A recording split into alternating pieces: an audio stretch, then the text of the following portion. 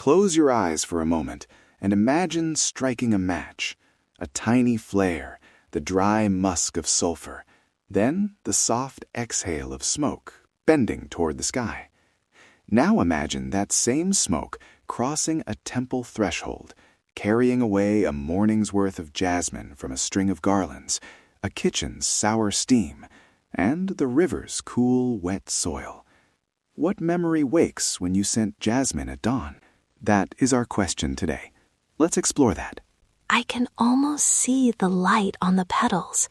Speaking softly, there's a warmth in that recollection.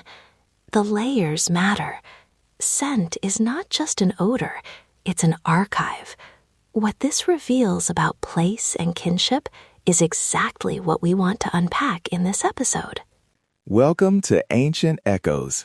I'm Sam Nang Bradley, and with me is Rachana Sove. Today's episode is built like a listening walk. We won't only talk about smells, we'll follow them through temples, markets, kitchens, riverbanks, and across oceans into diaspora kitchens. Our promise is simple. By the end, you'll have 3 scents to notice on your next visit, a respectful frame for documenting scent-rich moments, and a small sensory toolkit to carry home. As we explore, I'll offer cultural context and small prompts you can use the next time you encounter a scent you want to learn from, not just label. A moral compass here is respect. Scents are often part of ritual and intimate family practice. We'll show how to ask and listen. Segment 1. A smelling primer. We need a plain language guide to describing scent in audio. Imagine scent like a chord made of notes. Top notes that hit first, heart notes that linger, and bass notes that stay with you. Top notes might be the citrusy flash of kaffir lime. Heart notes, the savory coconut smoke of a cooking pot. Bass notes, the earthiness of river silt on a wooden pier. And provenance matters. Who's making the scent, where, and at what time? A merchant's stall at dawn smells different from the same stall after the market closes. Record the who, where, and when. Who prepared it, where it was, and what season or hour.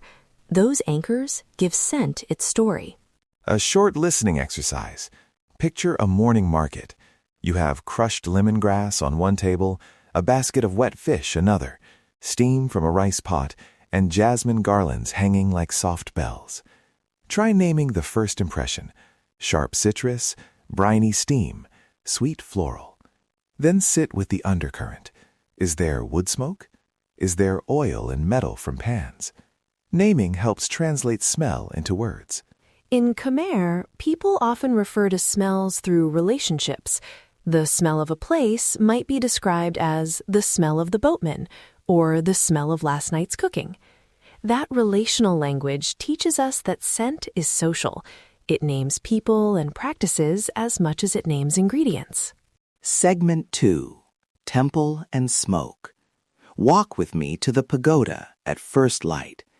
Incense is woven into ritual circuits, thin incense sticks threaded into urns, thicker joss sticks at home altars, garlands placed at Buddha images. Different smoke blends signal different things: blessing, remembrance, even the season of life someone is marking, without needing to name chants or teach rites. The scent of worship often has 3 parts: the incense itself, the flowers offered, and the oils from lamps or candles. Jasmine garlands bring a sweet, soft evening scent. Sandalwood or frankincense blends offer a resinous, grounding base. This is significant because these scents mark transitions, births, weddings, weeks of remembrance, in ways sight and sound don't always capture. We must be careful here. These are meaningful, sometimes private acts. If you are documenting a ritual smoke or photographing offerings, always ask. In English, a simple, polite phrase is, "May I take a photo? I will only share it with your permission." If you want to ask in Khmer, consider a respectful phrasing understood in many communities. Som anunyat oiknyom tot rup bante, which means, "May I take a photo?" Wait for the answer. If the custodian says no, do not record or share. That's right. The layers matter. Consent is part of the scent story. And when you're offered a garland, accept with both hands and a small bow. The gesture says you recognize the offering's value. Practically, avoid recording during private rituals and never step over offerings to get a shot. That's where culture lives, in the boundaries people set. Segment 3. Market bouquets and household kitchens. Markets are like living dictionaries of scent. Early mornings in Phnom Penh, vendors string jasmine and tuberose, cut bunches of pandan leaf, and vendors steam sticky rice. Homes have their own signature: a mother's mortar and pestle grinding chilies and garlic, the sour hiss of palm vinegar being poured, the sweet richness of coconut milk reducing in a pot. Those scents encode recipes, but also recipes for care. Families train noses early.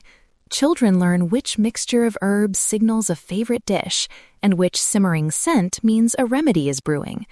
In many communities, a single spice tin or a potted herb traveled with people into the diaspora, a tiny portable map of home. That's the heart of the matter.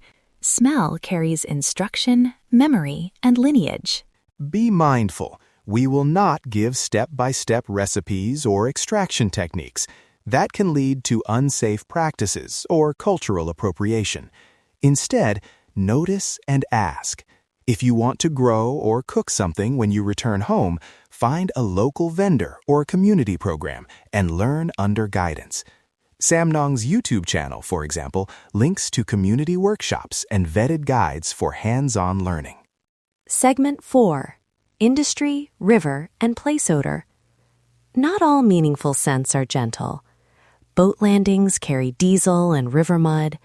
Kilns and pottery workshops exhale sharp clay and wood smoke, and boatyards bruise the air with tar and metal. Elders read these place signatures at a glance.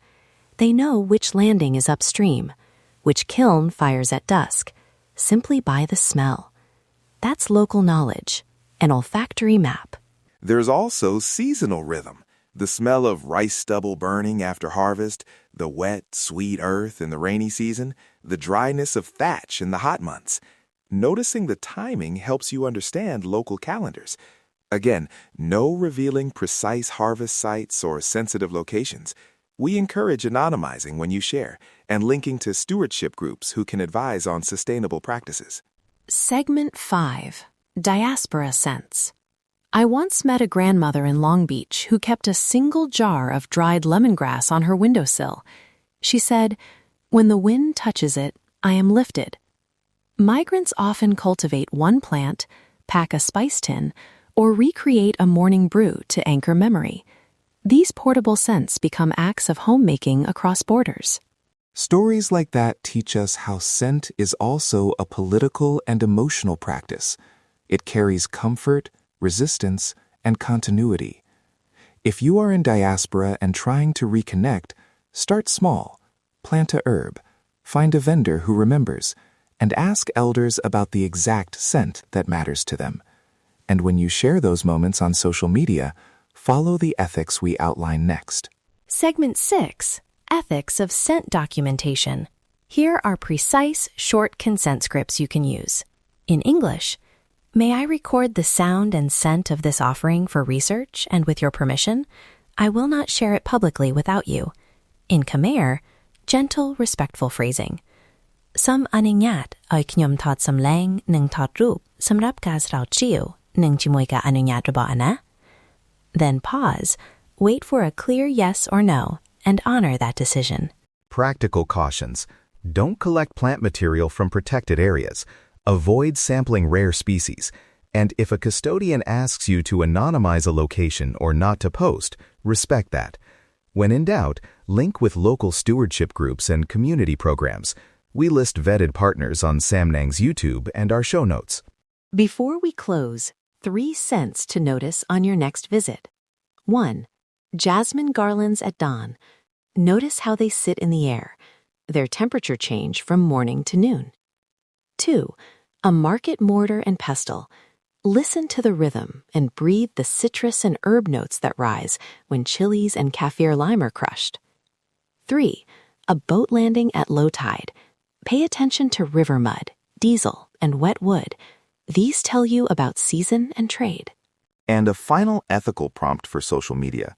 If you post a photo or short caption about a meaningful scent, keep it modest. Include a line about consent. For example, photo shared with permission. And tag @Ancient Echoes and Samnang's YouTube so communities can curate with care. Please avoid naming precise harvest sites or sacred spaces in detail. We hope this episode leaves you with a new way to read place by nose and heart. Remember, the cultural significance is often carried in small domestic acts: a pot simmering, a garland offered, a single plant on a windowsill.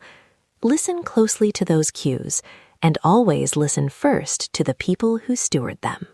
Thank you for walking this scent trail with us. If you found this episode meaningful, follow Ancient Echoes on social media. Tag your modest photos or captions with permission, and check Samnang's YouTube for guided resources and community partner links. Let's unlock the echoes of history together.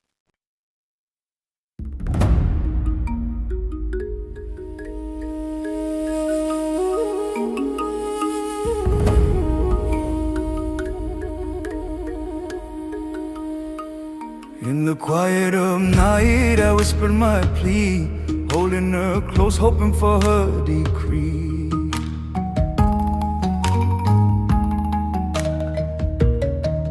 I called upon spirits, asked them to guide, to take her heart and lead her by my side. So I drew her near, traced her brow so fair, my sight is way.